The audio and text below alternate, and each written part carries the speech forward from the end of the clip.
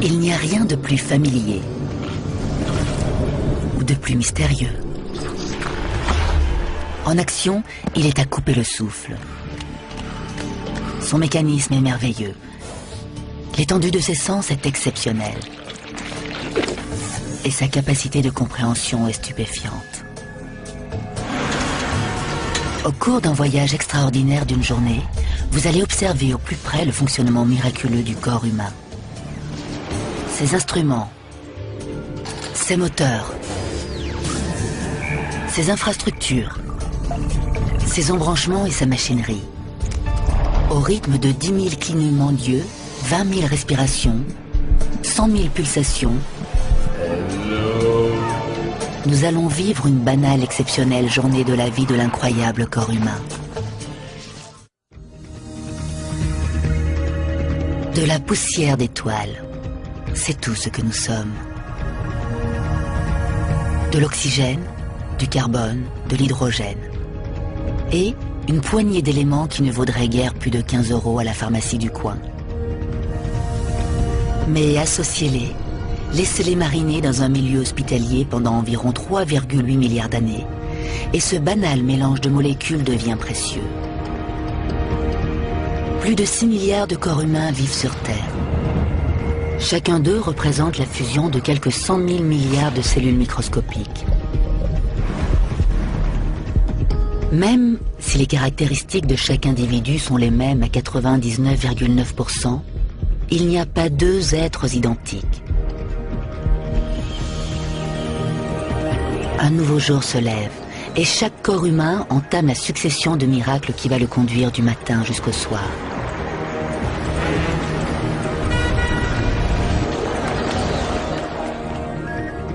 Les cellules, les sens, les muscles, les os, le cœur, le cerveau.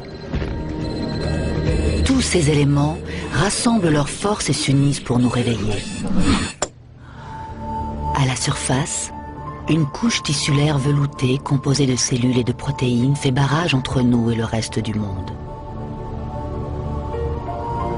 C'est notre armure, notre radiateur, notre porte d'entrée vers la douleur et le plaisir.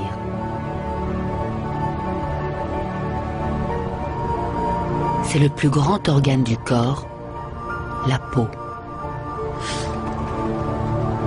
Douce et soyeuse à voir et à toucher. À y regarder de plus près, le paysage est très différent. Grossi 600 fois, notre épiderme n'est pas composé que de cellules mortes. Criblé de rainures et de sillons, et grêlé de trous et de bosses.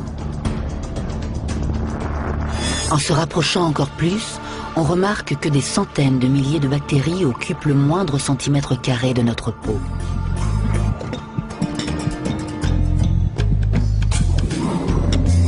À chaque seconde, nous éliminons de la peau morte.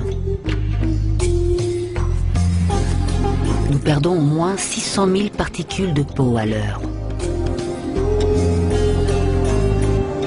Soit l'équivalent de 700 grammes chaque année, ce qui représente 80% de la poussière produite dans nos maisons.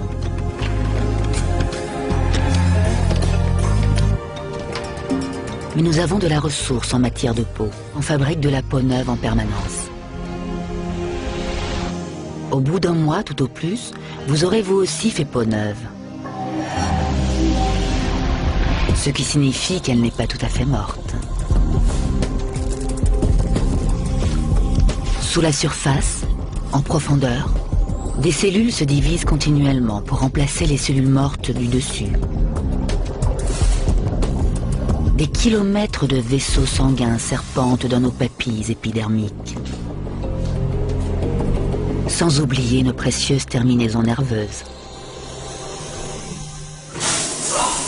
70 kilomètres de nerfs s'étendent de notre tête à nos pieds, et beaucoup d'entre eux atteignent notre peau.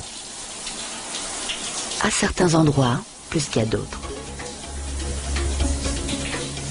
Si les parties de notre corps étaient proportionnelles à notre sensibilité, on ressemblerait à ça. Nos mains, nos pieds, notre langue, et nos lèvres ultrasensibles, remplies de récepteurs tactiles, deviendraient énormes. Mais nous aurions des mollets de coq. Heureusement pour nous, cet organe ne se contente pas de toucher. La peau est également notre système de réchauffement-refroidissement. Et en nous aidant à maintenir notre température moyenne à un confortable 37 degrés, elle nous maintient en vie.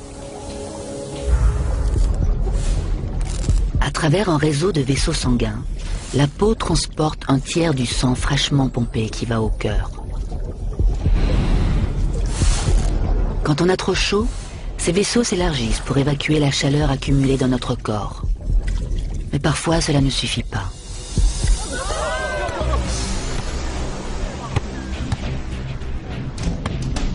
Une bonne séance d'entraînement peut faire monter la température de plusieurs degrés au-dessus de la normale. Ce qui pourrait s'avérer mortel si la peau n'était dotée d'un filet de sécurité, la transpiration. Les 2 millions de pores présents sur notre peau peuvent produire l'équivalent de 2 litres de transpiration par heure. Les gouttelettes s'évaporent dans l'air et font baisser la température du corps.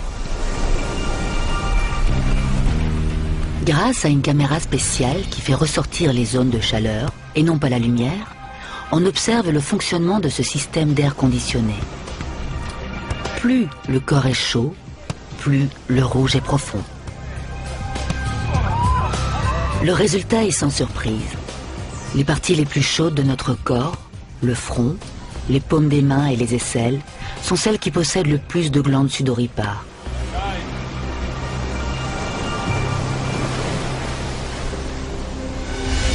Mais nous sommes plus souvent confrontés à l'extrême opposé.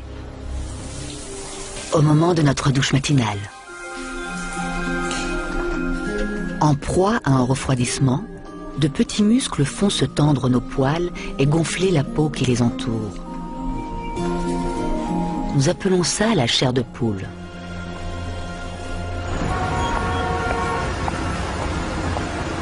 Propres et pomponnés, nous affrontons la foule affairée du matin.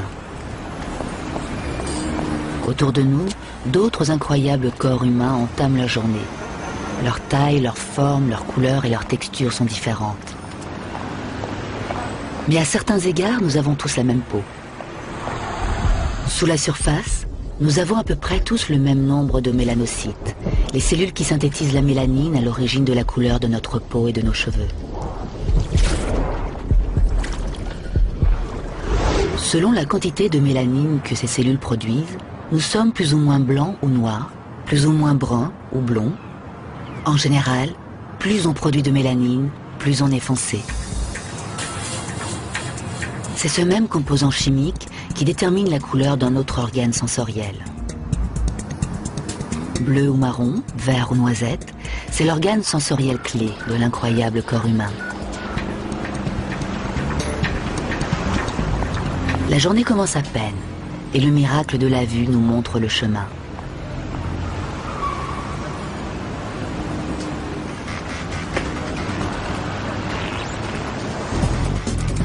Pour se déplacer le matin aux heures de pointe, la plupart des corps humains se mettent en pilotage automatique. En oubliant presque la tâche immense effectuée par nos 2 orbites gélatineux. En quelques millièmes de seconde, nos yeux aperçoivent, suivent, fixent leur attention et trient des images de quelques millimètres de long, ou qui se déplacent à des milliers de kilomètres/heure, nous permettant d'appréhender le monde qui nous entoure plus que tout autre sens.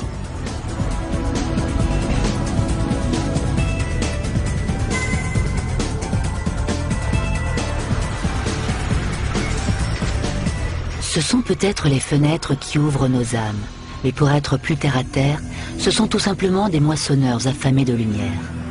Ils l'emmagasinent et la transforment en un flux nerveux analysé par le cerveau. La lumière atteint tout d'abord la cornée. Cette enveloppe transparente, nettoyée et lubrifiée 10 fois par minute, à chaque battement de paupière, enregistre et oriente les rayons de lumière. De là,